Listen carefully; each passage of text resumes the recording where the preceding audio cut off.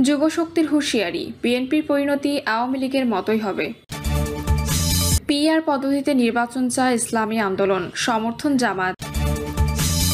জানাবো প্রকাশ্যে মাথা থেতলে হত্যার ঘটনায় কঠোর অবস্থানে বিএনপি।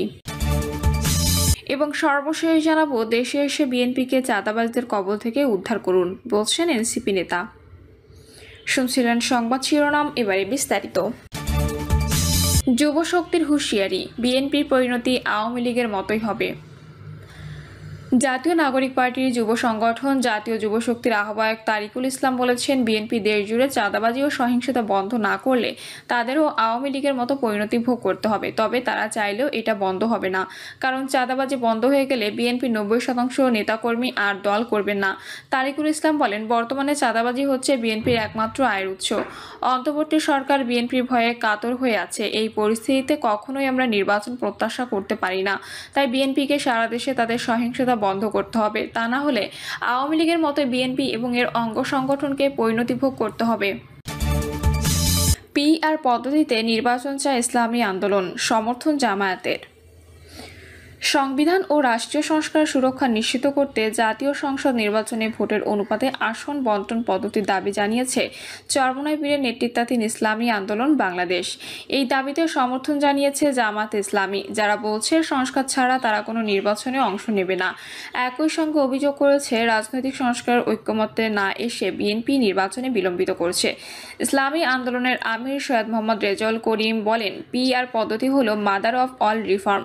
এটা বাস্তবায়ন ছাড়া প্রকৃত গণতন্ত্র সম্ভব নয়। পিআর পদ্ধতির সমালোচনায় বিএনপি বলছে, এতে সরকার গঠন স্থিতিশীল হবে না। এর জবাবে চরমোনাই পীর বলেন, ঘন ঘন সরকার পরিবর্তন আর রাজনৈতিক অস্থিরতা এক বিষয় নয়।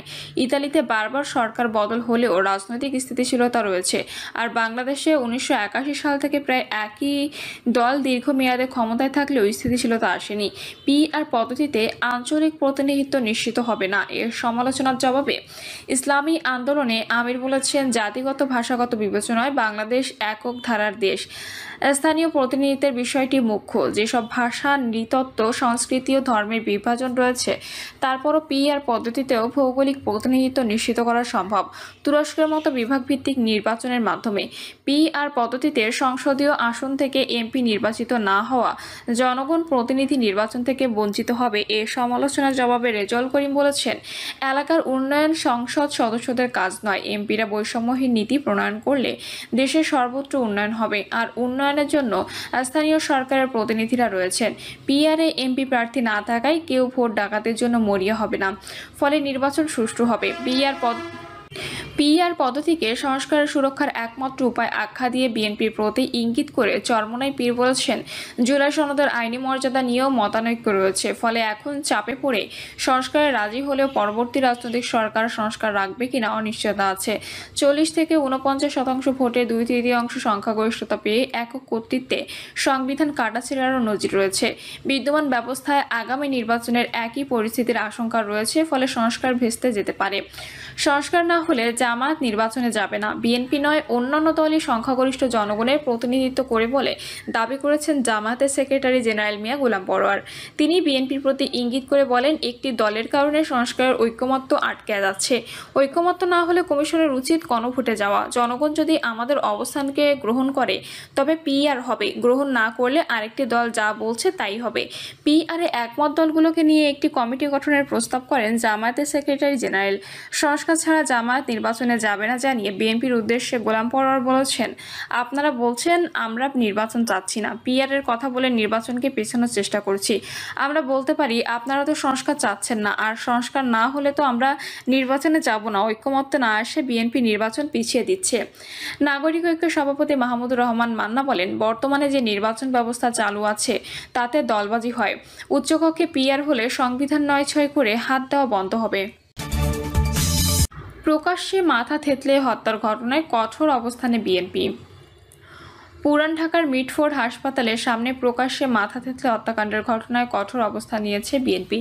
এই ঘটনার সঙ্গে জড়িত কাউকে ছাড় দিচ্ছে না দলটি। এমনকি এ ধরনের ঘটনা যাতে আর না ঘটে সেই জন্য দল শুদ্ধি অভিযান চালানোর সিদ্ধান্ত নিয়েছেন দলের শীর্ষ নেতারা। মিটফোর্ড হত্যাকাণ্ডের ঘটনায় মামলার আসামি 5 জনকে এরই মধ্যে আজীবনের জন্য বহিষ্কার করেছে জাতীয়তাবাদী যুবদল, স্বেচ্ছাসেবক দল ও ছাত্র দল। বিএনপি 3 অঙ্গ সংগঠন বলেছে, গত 1 বছরে অপকর্মের অভিযোগে 1000-এর বেশি নেতাকর্মীকে সংগঠন থেকে বহিষ্কার করা হয়েছে। বিএনপি সূত্র জানায়, ঘটনা জানাজানি হওয়ার পর গত শুক্রবার দলের পক্ষ থেকে শুদ্ধি অভিযান চালানোর সিদ্ধান্ত সব ইউনিটকে জানিয়ে দেওয়া হয়।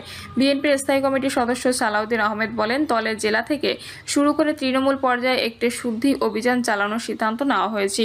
কী প্রক্রিয়ায় এই অভিযান চালানো হবে জানতে চাইলে তিনি বলেন, কোনো দাগী অপরাধী কোনোভাবে দলের সঙ্গে যুক্ত কিনা, দলে নতুন করে কেউ অনুপ্রবেশ করেছে কিনা, বিএনপির নতুন সদস্য যারা হয়েছেন তাদের আগের ইতিহাস কী তা পর্যালোচনা করতে বলা হয়েছে। এ বিষয়ে দল থেকে ইউনিট কমিটিগুলোকে একটি নির্দেশ দেওয়া হয়েছে। বিএনপির জ্যেষ্ঠ যুগ্ম মহাসচিব রুহুল কবির রিজভী সম্প্রতি বলেছেন, দলের শৃঙ্খলা ভঙ্গের অভিযোগে বিএনপি এর অঙ্গ ও সহযোগী সংগঠনের প্রায় 5000 নেতাকর্মীর বিরুদ্ধে বহিষ্কার সহ বিভিন্ন শাস্তিমূলক ব্যবস্থা নেওয়া হয়েছে। রিজভী গতকাল রাজধানীতে এক অনুষ্ঠানে বলেন, মিটফোর্ডের ঘটনায় বিএনপি বা বিএনপির অঙ্গ সংগঠনের নামে যাদের নাম পাওয়া গেছে তাদের রাতেই আজীবনের জন্য বহিষ্কার করা হয়েছে। বিএনপি একটি বৃহৎ পরিবার, কোনো ছিদ্রপথে 2-1 দুষ্কৃতকারী ঢুকে পড়লে সেটা সবসময় হয়তো খুঁজে রাখা যায় না। এত বড় একটি পরিবার, কিন্তু কোনোভাবে যদি দুষ্কৃতকারীকে চিহ্নিত করা যায় তার বিরুদ্ধে ব্যবস্থা নিতে দল কখনো কার্পণ্য করেনি। মূল আসামিদের এজাহার থেকে বাদ দেওয়া রহস্যজনক। পুরান ঢাকায় মিটফোর্ড হাসপাতালের সামনে প্রকাশ্যে মাথা থেঁতলে হত্যাকাণ্ডের ঘটনার মূল আসামিদের এখনও গ্রেপ্তার না করা এবং মামলায় এজাহার থেকে তাদের বাদ দেওয়া রহস্যজনক বলে দাবি করেছেন বিএনপির 3 সংগঠন। গতকাল সকালে রাজধানীর নয়াপল্টনে বিএনপির কেন্দ্রীয় কার্যালয়ে জাতীয়তাবাদী যুবদল, স্বেচ্ছাসেবক দল ও ছাত্রদল যৌথ সংবাদ সম্মেলন করে। 3 সংগঠনের পক্ষে যুবদলের সভাপতি এম মোনায়েম মুন্না বক্তব্য দেন। তিনি বলেন, এ ঘটনায় যারা সরাসরি সংশ্লিষ্ট ভিডিও ফুটেজ ও সিসি ক্যামেরায় যাদের দেখা গেছে, আশ্চর্যজনকভাবে তাদের মামলার প্রধান আসামি করা হয়নি। যারা প্রাণঘাতী আঘাতগুলো করেছে তারা অদ্যাবধি গ্রেপ্তারও হয়নি। এর কারণে আমাদের বোধগম্য নয়। বাদীর মেয়ে বলেছেন, মামলার এজাহারে খুনের সঙ্গে সরাসরি সম্পৃক্ত 3 জন খুনিকে পুলিশ কৌশলে বাদ দিয়ে নিরপরাধ 3 জনকে আসামি করেছে। ঘটনার 60 ঘন্টার বেশি সময় পেরিয়ে গেলেও খুনির প্রমাণাদি হাতে থাকা সত্ত্বেও অদ্যাবধি মূল আসামিদের গ্রেপ্তার করা গেল না। এটি একটি বিরাট প্রশ্ন, রহস্য।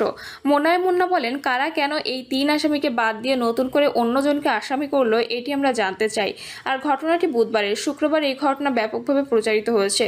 2-3 দিন আগের ঘটনা কেন 2 দিন পর প্রচার করা হলো, এর পেছনে কারা জড়িত সেটিও খুঁজে দেখা উচিত।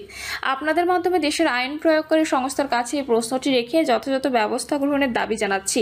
তিনি বলেন, আমরা এক তীব্র মানসিক যাতনা নিয়ে এই সংবাদ সম্মেলন করছি। দেশের সার্বিক আইন শৃঙ্খলা পরিস্থিতিতে আমরা অত্যন্ত উদ্বিগ্ন। এই নৃশংস বর্বরতা প্রত্যক্ষ করে পুরো জাতি স্তম্ভিত। আমি এই নৃশংসতার তীব্র নিন্দা, প্রতিবাদ ও ধিক্কার জানাচ্ছি। সভ্যতার এই সময়ে এমন আদিম বর্বরতা আমরা কোনোভাবে মেনে নিতে পারি না। এই ঘটনার সংশ্লিষ্ট ইন্ধনদাতা হিসেবে যাদের নাম এসেছে, মামলায় যাদের আসামি করা হয়েছে, তার মধ্যে আমাদের 3 সংগঠনের 5 জনকে গতকাল আজীবনের জন্য বহিষ্কার করেছি।